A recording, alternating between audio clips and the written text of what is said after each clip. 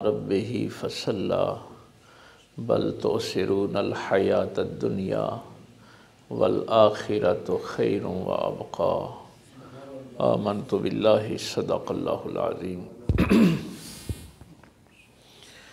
अल्लाह रब्बुल इज़्ज़त की हम्द व सना के बाद और पाक पैगम्बर सल्लल्लाहु अलैहि वालैहि वसल्लम पे हदिया दुरूद व सलाम पेश करने के बाद नहायत ही वाजिबुल एहतराम मुअज़्ज़ज़ उलमा, सामाईन, बुज़ुर्गो, दोस्तों, अज़ीज़ भाइयों,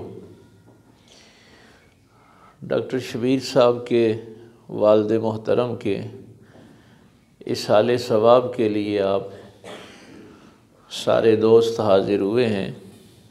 दूर दराज से सफ़र करके भी आए हैं।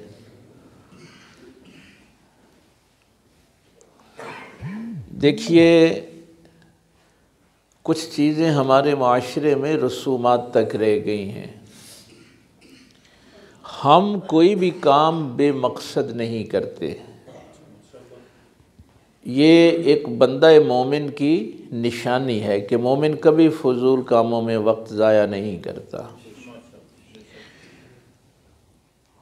यहाँ जो गौर व फिक्र वाली बुनियादी बात होती है वो है अक़ीदा आखिरत।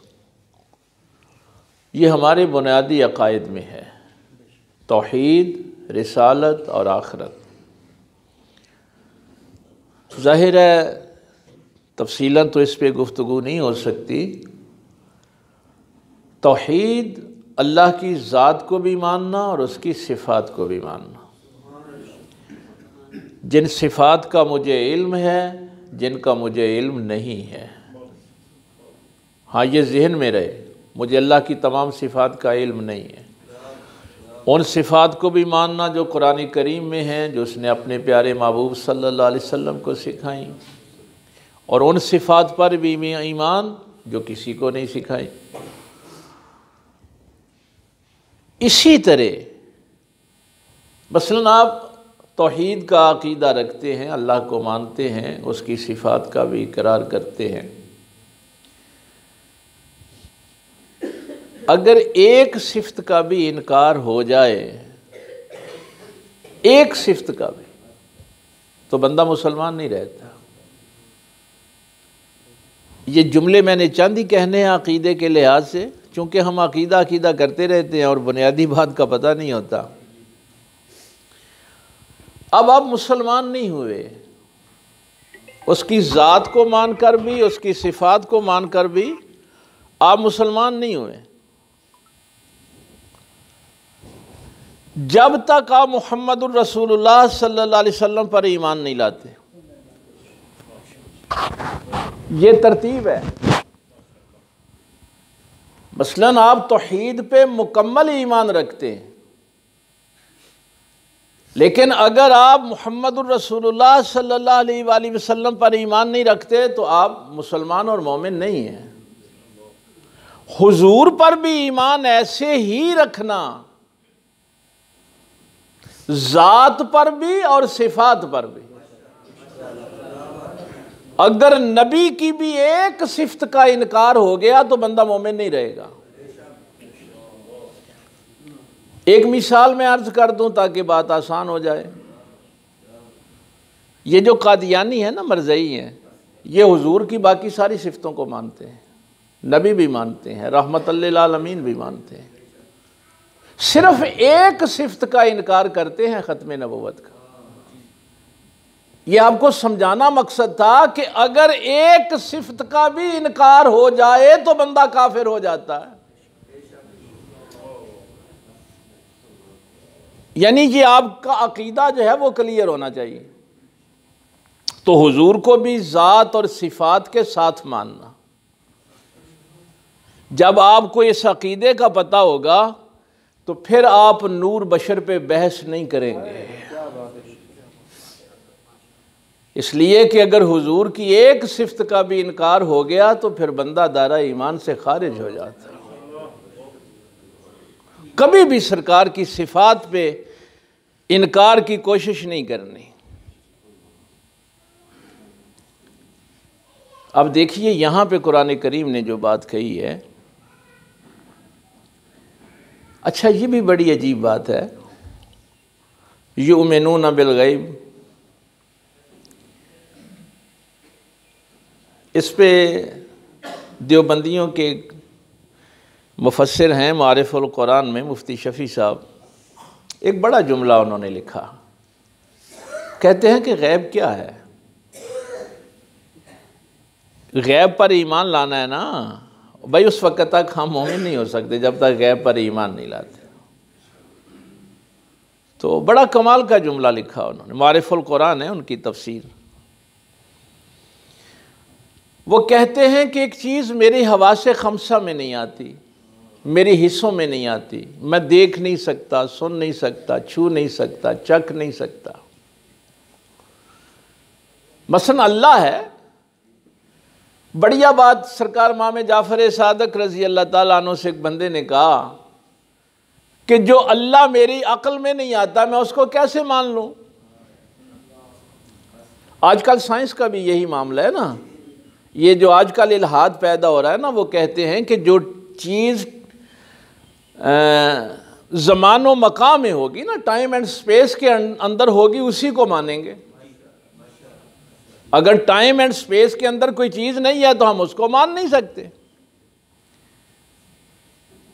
तो ये भी आजकल एक बड़ी बहस चलती है। तो उस बंदे ने उस दौर में पूछा कि जो चीज़ मेरी अक्ल में नहीं आती मैं उसको कैसे मान लूँ। तो इमाम ने एक बड़ा जुमला इरशाद फरमाया। आपने फरमाया अक्ल में वो चीज़ आती है जो अक्ल से नाकिस हो। अक्ल में वो चीज़ आएगी जो अक्ल से नाकिस हो। अगर वो अक्ल में आ जाए तो वो अल्लाह नहीं रहता। अल्लज़ीना युमिनून बिलगैब। अब जन्नत आपने नहीं देखी, कब्र के मामलात नहीं देखे, फरिश्ते नहीं देखे, आखिरत अभी आपने नहीं देखी, लेकिन ईमान लाते हैं ना, बिन देखे ईमान लाते हैं। युमिनून बिलगैब क्यों है? तो एक जुमला उन्होंने अपनी तफसीर में ये लिखा कि जो चीज़ें मेरी अक्ल और शऊर में नहीं आती थीं उनको मानना सिर्फ एतबार मोहम्मद पे सल्लल्लाहु अलैहि वसल्लम। मैं इन चीज़ों को क्यों मानता हूँ? मुझे एतबार है पाक पैगंबर सल्लल्लाहु अलैहि वसल्लम। इसलिए अगर इसीलिए तो आला हज़रत ने भी फरमाया था ना कि इस कायनात का सबसे बड़ा गैब अल्लाह। या रसूल अल्लाह, जब वो गैब आपके लिए गैब नहीं रहा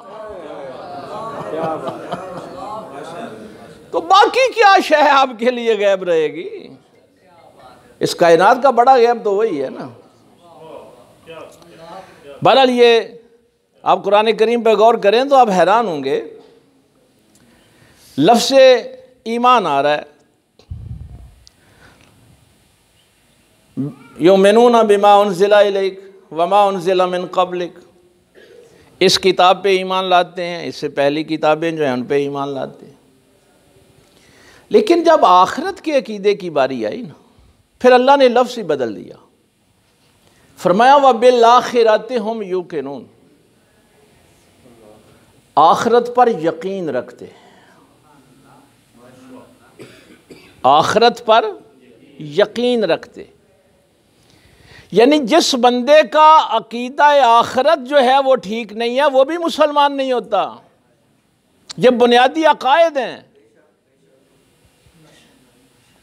भाई मक्के वालों के साथ जो बड़ा मामला था ना वो यही था, किसी ना किसी हवाले से वो अल्लाह को माबूद भी मानते थे, खालिक भी मानते थे। अब तो मेरे पास वक्त नहीं है, लेकिन कुरान करीम में बड़ी ये 21वें पारे में ही देखें, वाला इंसालता हूँ मन खलक़ अस्समावाति वल अर्ज़ ला यक़ूलन अल्लाह। इनसे सवाल करो कि ज़मीन व आसमान का खालिक कौन है, तो ज़रूर कहेंगे कि अल्लाह खालिक है। तो वो किसी ना किसी हवाले से अल्लाह को मानते थे। मामला पड़ता था अकीदा आखिरत पे कि अकीदा आखिरत पे उनका यकीन नहीं था। ये भी कुरान करीम में मुख्तलिफ जगहों पे ये मौजू आया है, लेकिन सूरह यासीन चूँकि आप लोग तिलावत करते रहते हैं इसलिए आप सूरह यासीन का आखिरी रुकू जो है ना उसको जाके पढ़ना। वो कुछ गली सड़ी पुरानी हड्डियाँ लेके आ गए और आके कहने लगे मैं युह्यिल इज़ामा व हिय रमीम। इन गली सड़ी हड्डियों को वो कैसे जिंदा करेगा। अच्छा, यहां एक बात और भी ज़हन में रखना, हमारा और काफिरों का जो फर्क है ना वो मरने तक नहीं है। हाँ, ये भी ज़हन में रहे, अकीदे का फर्क कहां से शुरू होता है। मरने तक तो सब मानते हैं, बल्कि एक अजीब बात आपको बताऊं, इस दुनिया में ऐसे इंसान हैं जो अल्लाह के मुनकिर हैं, लेकिन मौत का मुनकिर कोई नहीं है। अल्लाह के मुनकिर हैं इस दुनिया में, लेकिन मौत का कोई इनकार नहीं करता। मामला शुरू होता है मरने के बाद से। काफिर ये कहते हैं कि बंदा अपनी तबी उम्र पूरी करता है, मर गया, खत्म हो गया।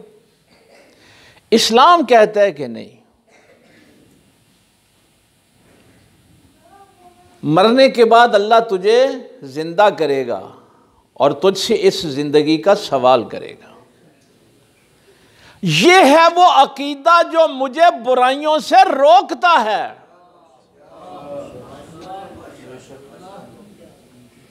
मसलन जिस बंदे को पता है ना मैंने अपने अल्लाह के हुजूर पेश होना है और अल्लाह ने फरमाना इकरा किताब, पढ़ अपनी किताब, क्या करतूतें करता रहा है, वो बंदा चोरी नहीं कर सकता, वो जुल्म नहीं कर सकता, वो किसी का हक नहीं मार सकता। ये सारी बेगैरतियां वो करता है जिसका अकीदा आखिरत पे यकीन नहीं होता। तो ये है वो बुनियादी अकीदा। असल में हमारा अकीदा आखिरत भी बर्बाद हो गया है, बस यही दुनिया है,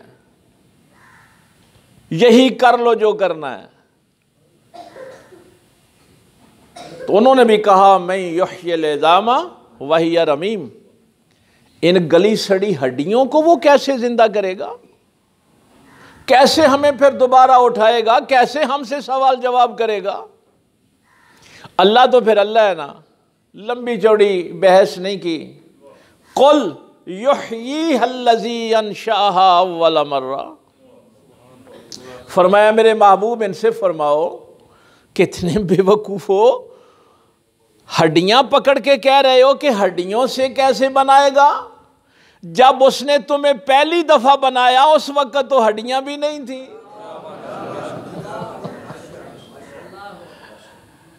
अब तो हड्डियों से बनाना है ना। मसलन ये साइंस के स्टूडेंट समझते हैं कि एक सेल, एक खुलिया भी मौजूद होगा तो आपका वजूद बन सकता है, और वो आपके एक नाखून के नीचे हजारों नहीं, लाखों नहीं, बिलियंस में है। हाँ, ये तो साइंस ने भी बड़ा मसला हल कर दिया। एक सेल आपका मौजूद हो, उससे बनाना मुश्किल नहीं है, लेकिन वो पहला सेल जिंदगी वाला बनाना वो असल बात थी। अंशअहा अव्वल मर्रा। हाँ, अब ये सवाल ना करो कि वो कैसे जिंदा करेगा, कैसे उठाएगा, कैसे पूछेगा। तो एक तो ये चीज़ है कि अगर आपका अकीदा आखिरत ठीक नहीं है तो आपका ईमान मुकम्मल नहीं है। बाकी जब आप नबी पाक सल्लल्लाहु अलैहि वसल्लम पर ईमान लाते हैं तो उसके साथ ही आप गुज़श्ता तमाम अंबिया पर भी ईमान लाते हैं। युमिनूना बिमा उन्ज़िला इलैका व मा उन्ज़िला मिन क़ब्लिक, इस किताब पर भी ईमान लाते हैं, इससे पहली किताबों पर भी ईमान, ये हमारे अकायद हैं। फरिश्तों पर ईमान लाते हैं, और फिर आखिरत का ये जो मैं ज़िक्र कर रहा हूँ। अब ये जो मैं थोड़ी सी बात, चूँकि ये आयत अक्सर आप कोट भी करते हैं और लोगों को भी समझाते हैं, कुल्लु नफ्सिन ज़ाइक़तुल मौत। यहाँ ज़ाहिर है लंबी बात करने का तो मौका नहीं है। ये कुरान करीम के दोनों अल्फाज हैं। एक जगह फरमाया, इस तकरीबन ये शायद सूरह साफात में, लज़्ज़तिल लिश्शारिबीन, मज़े के लिए ये दो लफ्ज़ जायका और लज्जत। इस आयत में क्या है, कुल्लु नफ्सिन जायकातुल मौत, वहाँ क्या है, लज़्ज़तिल लिश्शारिबीन। तो हमारे जो अरबी लुगत के इमाम हैं इमाम राग़िब अस्फ़हानी, वो कहते हैं कि अरबों के नज़दीक इन दोनों अल्फाज में क्या फ़र्क है, लज्जत में और जायके में क्या फ़र्क है, लज्जत क्या है और जायका क्या है। वो कहते हैं कि लज्जत जो होती है ना, ये फितरी होती है, कुदरती होती है। मसलन ये सेब है आपके पास, एक फल है, तो उसके अंदर जो मज़ा है उसमें आपका तो कोई कमाल नहीं ना, वो कुदरत की तरफ से है, फितरत की तरफ से है। अब उस सेब के आप 1000 टुकड़े भी कर देंगे तो हर टुकड़े में लज्जत तो वही होगी, एक ही मज़ा होगा ना। अब वो लज्जत जायके में कब बदलती है, वो कहते हैं कि जब उस पर कोई इंसानी अमल होता है, इंसानी काविश होती है, इंसानी कोशिश होती है, तो उसको फिर लज्जत नहीं कहते, उसको जायका कहते हैं। हाँ, इसको ज़रा थोड़ी सी समझने की कोशिश करें। बस तशरीफ़ रखें आप, मेहरबानी। बस सेब है ना, उसका आपने मुरब्बा डाल लिया, अब उस पर इंसानी मेहनत आ गई ना, तो अब वो लज्जत जायके में बदल गई। उसका आपने मिल्क शेक बना लिया, फ्रूट चाट बना ली। तो जब इंसान किसी चीज पे मेहनत करके कोई मजा बनाता है तो उसको जायका कहते।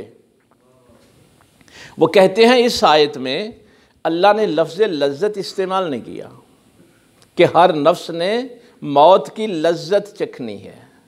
क्यों? अगर यहां लफ्ज़ लज्जत होता तो हर इंसान की मौत एक जैसी होती,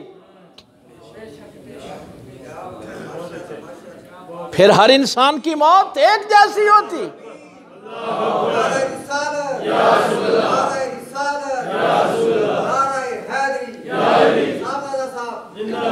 आखरत का तसव्वुर इस लफ्ज़ जायका ने बता दिया कि तेरी मौत के वक्त तुझे जो मजा आना है वो तेरे अमाल के हिसाब से आना।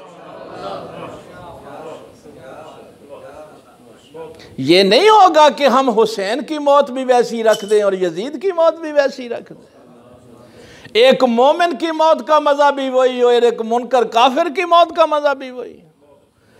एक अल्लाह के रसूल से मोहब्बत करने वाले की मौत भी वैसी और एक गुस्ताखे रसूल की मौत भी वैसी हो।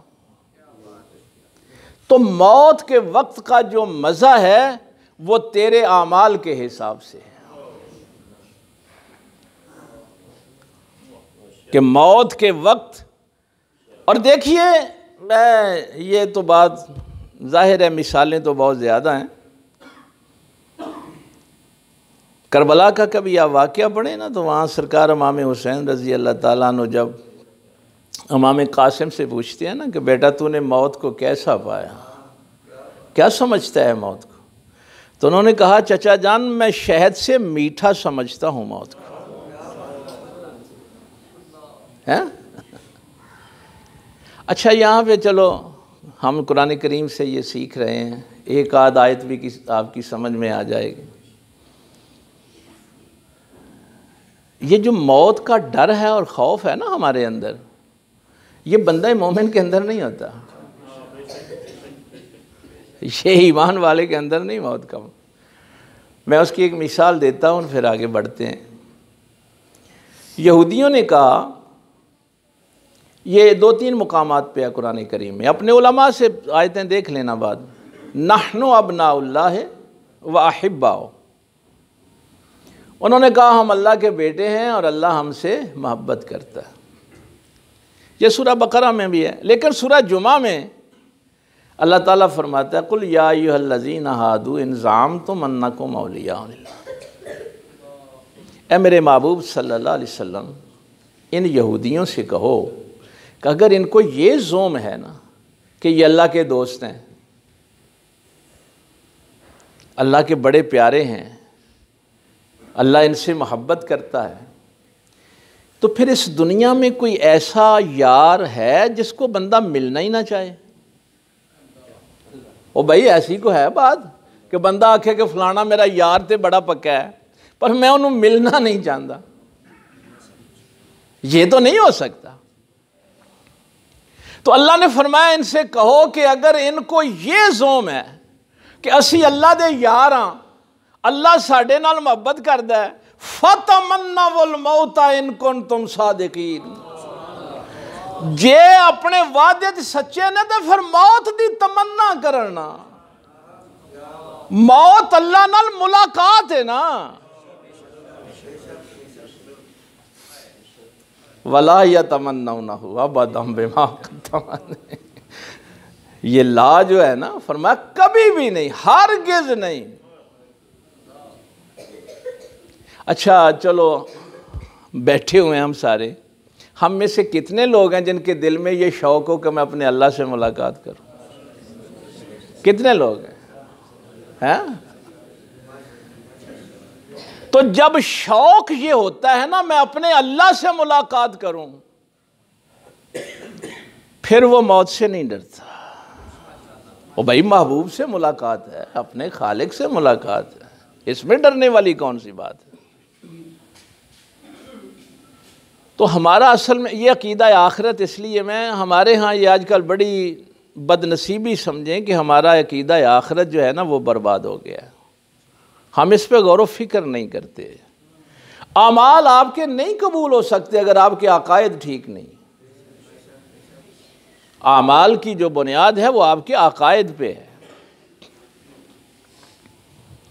और इस हवाले से फिर ये जो आयात मैंने तिलावत की हैं सूरह आला से, अल्लाह ताला फरमाता है कद अफलाहा मन तज़क्का, तुम में कामयाब कौन हुआ? जिसने अपने आप को पाकीज़ा कर लिया। भाई देखिए, इंसान है, इससे गलती भी होगी, ख़ता भी होगी, गुनाह भी होगा। ये हमारी फ़िक़ह की किताबों की टर्मिनोलॉजी हैं। बस गुस्ताखी से बचना, ख़ता हो जाए, गुनाह हो जाए, गलती हो जाए। ख़ता तो वैसे ही इस उम्मत को माफ़ कर दी गई, भूल जो है ना इस उम्मत को पाक पैगम्बर सल्लल्लाहु अलैहि वसल्लम के सदक़े माफ़ कर दी गई। यानी जहाँ पे आपका इरादा नहीं होता और गलती हो जाती, नाफरमानी हो जाती। पहली उम्मतों के लिए नहीं था, और ये हुजूर के सदक़े आपको मिली है। ये और गुनाह वो होता है जो आप इरादे से करते हैं। बस वक्त कम है, मैं एक मिसाल दे दूं ताकि आप फॉलो कर पाएँ इसको। आपने रोज़ा रखा, याद नहीं है कि मेरा रोज़ा है, भूल गए ना, और भूल में आपने पानी पी लिया, खाना खा लिया, तो शरीयत कहती है कि रोज़ा नहीं टूटा। जब याद आ गया हाथ खींच लो और शाम तक अपना रोज़ा मुकम्मल करो। भाई नाफरमानी तो हो गई ना, क्योंकि अल्लाह ने फरमाया था अतिम्मुस्सियाम इलल लैल, कि रोज़ा तो तमाम करना है रात तक। आपने रास्ते में ही खाना खा लिया, लेकिन रोज़ा मुकम्मल हो गया। क्यों? इसलिए कि अल्लाह ने इस उम्मत को निस्यान और ख़ता माफ़ कर दी, वैसे ही माफ़ कर दी। गुनाह वो होता है जो आप इरादे से करते हैं। आपने इरादे से रोज़ा तोड़ा है, शर्मिंदा हुए। अच्छा चलो, ये बात दरमियान में आ गई। ये जो हम खाने का भी एहतमाम करते हैं ना, डॉक्टर साहब से भी कहूँगा, हम खाना पकाते भी अल्लाह के लिए हैं, खिलाते भी अल्लाह के लिए। अपना अकीदा ज़हन में रखना। वो मिलाद हो, वो 11वीं शरीफ हो, कोई भी ख़त्म शरीफ हो, हम खाना पकाते भी अल्लाह के लिए और खिलाते भी अल्लाह के लिए, और उसका सवाब जो है वो हम अपने मरहूमीन को जो है वो पेश करते हैं। ये अल्लाह को बड़ा पसंद है, बहुत पसंद है। यानी आपने नाफरमानी की अल्लाह की, जानबूझ के रोज़ा तोड़ा है। उसके आगे फिर और शराइत हैं, कहाँ कफ़ारा होगा, कहाँ पे क़ज़ा होगी, कहाँ क़ज़ा और कफ़ारा दोनों होंगे। ये मसाइल आपको सीखने चाहिए। 60 रोज़े मुसलसल रखने हैं, अगर दरमियान में तरतीब एक भी ख़राब होगी तो फिर शुरू से 60 मुसलसल रखने, और फिर 61वां रोज़ा क़ज़ा का रखना है, 60 कफ़ारे के रखने हैं। अब ये नहीं कर सकते तो 60 मिस्कीनों को खाना खिला दो, हैं भाई। नाफरमानी की आपने अल्लाह की, और अल्लाह कहता है मेरे बंदों को खाना खिला दो तो मैं माफ़ कर दूँ। कभी गौर करें ये खाना खिलाना उसको कितना पसंद, लेकिन खिलाना उसके लिए। ये 7वें पारे के आगाज़ में कभी आप पढ़ें, आपने कसम तोड़ दी, क्या कफ़ारा है? 10 मिस्कीनों को खाना खिला दो, उनको या कपड़े ले दो, अल्लाह तुम्हें माफ़ कर देगा। लेकिन एक बात इसमें जहन में रहे, कोई दावत, कोई खाना, वो वलीमे की दावत हो, ख़त्म की हो, अकीके की हो, शादी, कोई भी दावत हो, वो अल्लाह की बारगाह में कबूल नहीं होती जिसमें महल्ले के गुरबा शरीक ना हो, जिसमें महल्ले के गुरबा व मसाकीन शरीक नहीं होते, वो दावत अल्लाह की बारगाह में कबूल नहीं होती। इज़्ज़त के साथ उनको, यतीमों बेवाओं के यहाँ इज़्ज़त के साथ ये खाना, ये फ्रूट जिनको आम दिनों में नसीब नहीं होता, वहाँ तक पहुँचाना है। ये अल्लाह को पसंद है, इसलिए हम करते हैं। आला हज़रत ने तो वैसे अपने बेटों को ये वसीयत की थी कि मेरे फौत होने के बाद सिर्फ गरीबों को खाना खिलाना, अमीरों को नहीं खिलाना। हाँ जी। अब अगर कोई बंदा ये कह दे कि ये जो खाना है ये सिर्फ गुरबा व मसाकीन के लिए है, तो वो फिर हम सारे नहीं खा सकते। हाँ, इस ख़त्म का खाना फिर सारे नहीं खा सकते, फिर वो गुरबा व मसाकीन ही खाएंगे।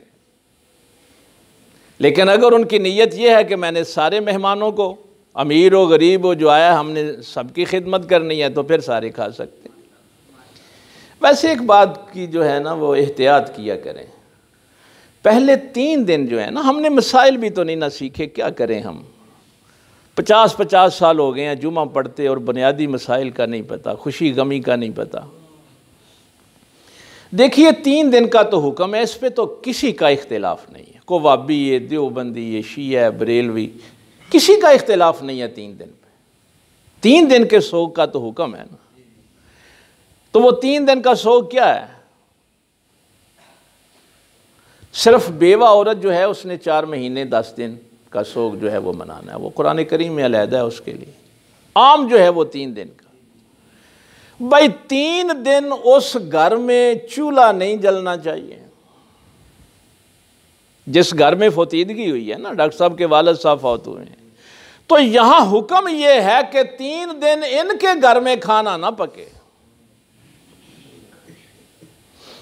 इनके रिश्तेदार, इनके हमसाए, इनके इज़्ज़ा व अक़रबा, और अगर ये नहीं करते तो उस महल्ले का या उस गांव का जो रईस है वो इसका एहतमाम करे। लेकिन इस हुक्म पे हम अमल ही नहीं करते।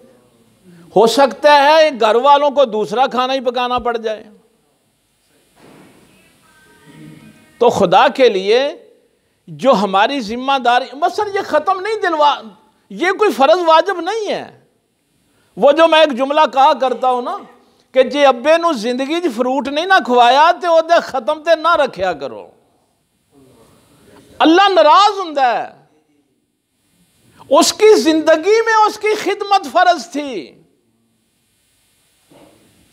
अगर जिंदगी में उसको गोश्त नहीं खिलाया तो खत्मों पे ना पका के, अल्लाह को ना नाराज करें। आप ख़त्म नहीं दिलवा सकते, ना दिलाएं, लेकिन अपने माँ बाप की खिदमत करें, उनकी ज़िंदगी में उनको दवाई ला के दें, उनकी ख्वाहिशात को पूरा करें। वक़ज़ा रब्बुका अल्ला ताबुदू इल्ला इय्याहु व बिल वालिदैनि इहसाना। देखिए, ये जितनी भी आयात हैं, आप कुरान करीम पे गौर नहीं करते। हज़रत अब्दुल्ला इब्न अब्बास रज़ी अल्लाह ताला अन्हुमा तफ़सीर इब्न अब्बास में लिखते हैं, ये सूरह लुक़मान की आयत है, निश्कुर ली वले वालिदैक। अल्लाह फरमाता है मेरा शुक्र अदा करो और अपने वालिदैन का शुक्रिया अदा। अब्दुल्ला इब्न अब्बास फरमाते हैं जिसने अल्लाह का शुक्र अदा किया और वालिदैन का शुक्रिया अदा ना किया तो उसको अल्लाह का शुक्र अदा करने का भी फायदा नहीं होगा। मौला अली के बाद पहला मुफस्सिर कुरान ये बात कर रहा है। मैं 14वीं सदी के किसी मौलवी की बात नहीं कर रहा। आप फरमाते हैं आयत में हुक्म तो दो हैं, अनिश्कुर ली वले वालिदैक, लेकिन जिसने पहले हुक्म पे अमल किया दूसरे पे ना किया उसको पहले हुक्म पे भी अमल करने का फायदा नहीं होगा। अल्लाह ने यह फर्ज करार दे दिया है, इबादत अल्लाह की होगी और उसकी इबादत के बाद वालिदैन के साथ एहसान। इम्मा यबलुगन्ना इंदकल किबरा अहदुहुमा औ किलाहुमा, उनमें से एक बूढ़ा हो जाए या दोनों हो जाएं, बढ़ापे की उम्र को चले जाएं, कमज़ोर हो जाएं, फला तकुल लहुमा उफ़, उनके सामने उफ़ नहीं कहना, उनको झिड़कना नहीं। पता नहीं हम कहाँ रह रहे हैं, हमने इस दीन पे अमल नहीं किया। असल में मैंने बडियाने जाना है, 2 बजे का वक्त वहाँ दिया हुआ है, तो टाइम चूँकि थोड़ा है, बस आयत का इतना हिस्सा देख लें। खालिक कायनात का इतना जुमला काफ़ी नहीं था कि मेरी इबादत के बाद वालिदैन के साथ हुस्न सलूक सबसे बड़ी इबादत है, इतने जुमला काफ़ी था। लेकिन वो खालिक तरीका सिखाए कि तुमने अदब करना कैसे है। उनके सामने जब तुमने खड़े होना है तो कैसे खड़े होना है, जनाह ज़ुल्ले मिनर रहमा। उलमा को तो पता है ये लफ्ज़ जनाह जो है ना, ये उस परिंदे को कहते हैं जो बुलंदी से पस्ती की तरफ आता है। बुलंदी से जब नीचे की तरफ परिंदा आता है ना तो अपने पर फैला के नहीं आता, सुकेड़ के आता है, क्लोज करके आता है। अल्लाह फरमाता है उस कैफियत में सामने खड़े होना है तूने वालिदैन के, यानी ये तेरे शाने झुके हुए हों, ये तेरा सर झुका हुआ हो। इसीलिए हम उन मुअज़्ज़ज़ लोगों से भी कहते हैं जो ज़रा सी बात पे ये तुम अब्बे का हाथ चूम लिया तो ये शिरक हो गया, सजदा कर दिया, अपने उस्ताद के हाथ चूम लिए तो शिरक और बिदत के फतवे, उनसे कहो कि हमें बेहतर पता है कि कौन सा सजदा है और कौन सा नहीं है, कहाँ इबादत है कहाँ ताज़ीम है। ये मैं तो नहीं कह रहा, अल्लाह कह रहा है तेरे कांधे झुके हुए हों, तेरा सर झुका हुआ जब तू उनके सामने खड़ा हो। कैसे खड़ा हो, अब कुरान के अल्फाज पे गौर करें। एक तो यह है कि ये झुक जाएं और उन झुकने की कैफियत क्या हो, जनाह ज़ुल्ले, उससे जिल्लत जाहिर हो रही हो। किसी को बताना ना पड़े कि ये बेटा है ये बाप है, तू इस जिल्लत और रुसवाई के साथ अपने बाप के सामने खड़ा हो कि देखने वाले को पता चल जाए ये बेटा है ये बाप है। हमें तो सलीका भी नहीं आता मां बाप के सामने खड़े होने का। हालांकि उस बारगाह में यह कानून लागू नहीं होता। पाक पैगंबर सल्लल्लाहु अलैहि वसल्लम की बारगाह में यह कानून नहीं है। वहाँ क्या है, ला युमिनु अहदुकुम हत्ता अकूना हब्बा इलैहि मिन वालिदिही व वलदिही वन्नासि अजमाइन। वहाँ कानून और है कि तुम मोमिन नहीं हो सकते जब तक तुम अपने वालिदैन से, अपनी औलाद से, दुनिया की, कायनात की हर चीज से बढ़कर अल्लाह के नबी से मोहब्बत नहीं करते। ग़ज़वा बदर में हजरत अबू उबैदा इब्न जर्राह ने अपने बाप को कत्ल किया।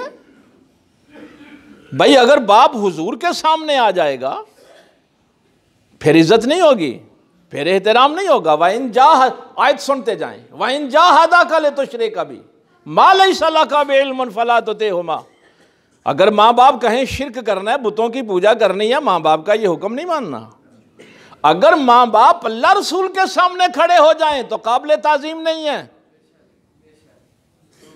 लेकिन हैरान कौन बात है, इसी आयत में उन मुशरिक वालिदैन के लिए अल्लाह फरमाए जनाह ज़ुल्ल मिनर रहमा। वो मुशरिक हैं, शिरक वाली बातें नहीं माननी, लेकिन इसके अलावा उन मुशरिक वालिदैन के सामने सर झुका के खड़ा होना। बस एक जुमला कह जाऊं अगर आपको समझ आ जाए, उन मुशरिक वालिदैन ने जन्नत में नहीं जाना। जन्नत में जाने के लिए साहब ईमान होना ज़रूरी है। उन काफिर वालिदैन ने जन्नत में नहीं जाना, लेकिन कुरान कह रहा है ओ देखो जिन वालिदैन ने खुद जन्नत में नहीं जाना, तू उनकी खिदमत करके जन्नत हासिल कर सकता है। और अगर तेरे वालिदैन साहब ईमान हो, मोमिन हो, वो मैं कभी कभी ये जुमला कहता हूँ ना तो फिर मौलवी पीर नाराज हो जाते हैं। मैं कहता हूँ कि अगर वालिदैन नाराज हुए तो तुम्हारा पीर तुम्हें नहीं बचा सकता, तुम्हारा कोई मौलवी तुम्हें नहीं बचा सकता। उसकी जिम्मेदारी तो पाक पैगंबर नहीं लेते, ये मौलवी पीर बेचारा क्या करेगा। अल्लाह की इबादत के बाद सबसे पहला काम वालिदैन के साथ हुस्न सलूक है। तो सरकार जब वहाँ ये कानून लागू नहीं होता जो मैं बात कर रहा हूँ, लेकिन देखिए हाय हाय हाय, ये मुस्लिम शरीफ की 3 हदीसें ऊपर नीचे इकट्ठी हैं। नबी पाक सल्लल्लाहु अलैहि वसल्लम अम्मा आयशा सदीक़ा से फरमाते हैं, अवैस मेरे हिजर में रोता रहता है, लेकिन माँ की मोहब्बत उसे, माँ की खिदमत मुझे तक नहीं आने देती। हालांकि उस बारगाह में ये कानून नहीं लागू होता। और फिर ये मुकाम मिलता है कि उमर फ़ारूक रज़ी अल्लाह ताला अन्हु जैसी शख्सियत को, ये मुस्लिम शरीफ की हदीस में नबी पाक हुक्म दे कि जब अवैस से मिलो तो बख्शिश की दुआ करवाना।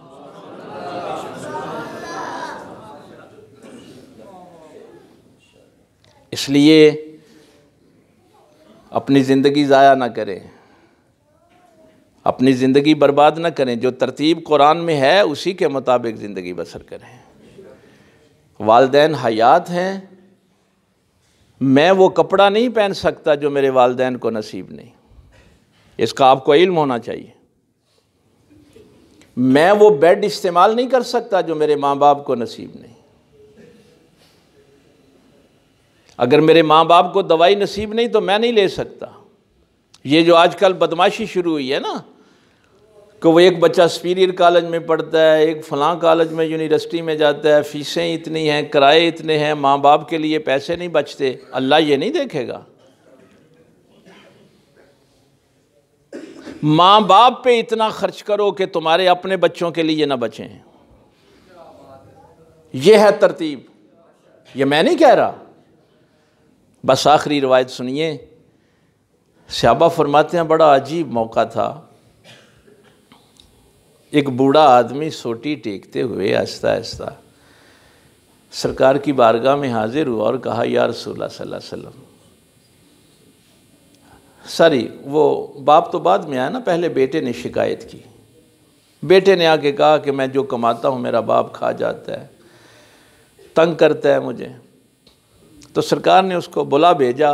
वो रवायत लंबी है, रास्ते में उसने जो अशार कहे, जिब्रील अमीन आए, उन्होंने कहा या रसूलल्लाह सल्लल्लाहु अलैहि वसल्लम इस बूढ़े से कहो पहले वो अशार सुनाए। वो एक लंबी रवायत है। फिर मैं आखिर के चंद जुमले अर्ज़ कर देता हूँ। तो सरकार ने फरमाया कि ये तेरा बेटा शिकायत करता है। उसने कहा या रसूल अल्लाह सल्लल्लाहु अलैहि वसल्लम, आका ये जो तनावर दरख्त है ना, आज ये ताकत वाला है, ये इस बूढ़े की हड्डियों की वजह से, मैंने अपनी हड्डियों का गोदा बर्बाद किया है तो ये तनावर और ताकतवर बना है। या रसूलुल्लाह सल्लल्लाहु अलैहि वसल्लम, कभी मेरे पास पैसे थे, ये तही दामन था, मैंने कभी अपनी जेब इससे नहीं छुपाई थी। या रसूलुल्लाह सल्लल्लाहु अलैहि वसल्लम, अब मेरे हाथ कांपते हैं, मेरे हाथ से बर्तन गिर के टूट जाते हैं, ये नाराज़ होता है। कभी इसके हाथ कमज़ोर थे, इनके हाथों से बर्तन टूटते थे तो मैं सीने लगा के चूम लेता था। क्या फ़र्क है, जब बच्चे से बर्तन टूटते हैं तो बाप चूमता है, अब बाप के हाथ से टूटते हैं तो नाराज़ होता है। उस रवायत के आखिर में सरकार का ये जो जुमला है, अंता व मालो का ले अबी का, सरकार ने फरमाया तू भी और तेरा माल भी सब कुछ तेरे बाप का है, वो जैसे जी चाहे इस्तेमाल कर। आजकल तो ये बदबख्ती भी सुनने को मिलती है, वो ले मैं को कल्ले ने ठेका चुकिया दूसरे पर आया नहीं।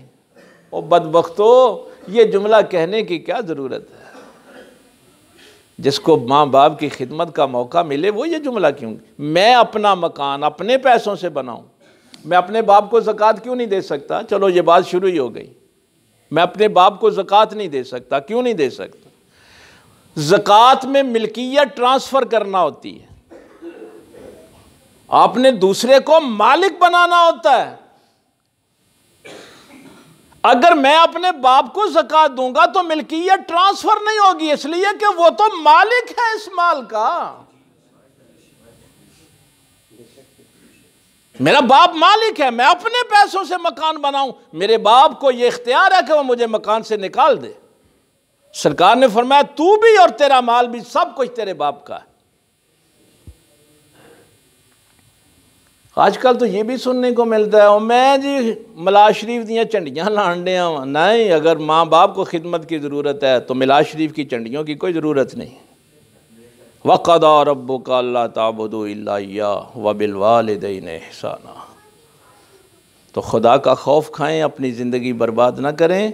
क़द अफ़लह मन तज़क्का, तुम में कामयाब वही हुआ जिसने अपनी ज़िंदगी को पाकीज़ा कर लिया। बल तो सिरूनल हयात दुनिया वल आखिरत खैरुन व अबका। ये दो आयतें जो हैं ये ज़रूर देखना। अल्लाह फरमाता है तुम जब भी बैठते हो दुनिया की बातें करते हो, इस दुनिया को चाहते हो। वल आखिरत खैरुन व अबका, आखिरत इस दुनिया से बेहतर है। और बाकी बेहतरियाँ तो छोड़ो, व अबका, इस दुनिया की हर शय फ़ानी है और आखिरत बाकी रहने वाली। अगर आप फॉलो कर पाएँ तो मैं एक जुमला अर्ज़ कर दूँ, इस ज़िंदगी से मोहब्बत, जिस ज़िंदगी के आखिरी लम्हे का नाम मौत है, ये है आपकी ज़िंदगी का हासिल। और एक वो ज़िंदगी वल आखिरत खैरुन व अबका, कुरान कहता है उससे इश्क करो, उससे मोहब्बत करो जहाँ आखिरी लम्हे का नाम मौत नहीं बल्कि ज़िंदगी ही है, बाकी रहने वाली। डॉक्टर साहब उस दिन थे खुतबा जुमा में, मैंने एक जुमला अर्ज़ किया था, मौला अली सरकार ने इन दो आयतों के हवाले से जो बात की, अगर आपकी समझ में आ जाए। अल्लाह फरमा रहा है ना कि जब बैठते हो दुनिया की बातें, इन्ने प्लाट ले ले, इन्नियाँ गड्डियाँ, ये कुछ कर लिया वो कर लिया, और आखिरी लम्हे का नाम मौत। वल आखिरत खैरुन व अबका, आखिरत बेहतर है इस दुनिया से, बाकी रहने वाली है। तो उस दिन खुतबा जुमा में मैंने ये बात सरकार मौला अली की बयान फरमाई की थी। सरकार फरमाते हैं इस दुनिया की हर लज्जत, इस दुनिया की हर लज्जत का अंजाम निजासत है। अब दूध भी पी लेंगे ना तो अंजाम पेशाब है ना। अब जितना अच्छा जी चाहे फ्रूट खा लें, अंजाम क्या है? गिलाजत। बल तो से रोनल हयात दुनिया, इस दुनिया की बातें करते हो जिस दुनिया की हर लज्जत का अंजाम निजासत है। वल आखिरत खैरुम व अबका, और उस आखिरत में तो तुझे पसीना भी आएगा तो खुशबू वाला आएगा। वहां तो तहारत ही तहारत है, बाकी रहने वाली उस जिंदगी से इश्क कर। ये है अकीदा आखिरत। अल्लाह ताला अमल की तौफीक दे। व आखिर दावाना अल्हम्दुलिल्लाह।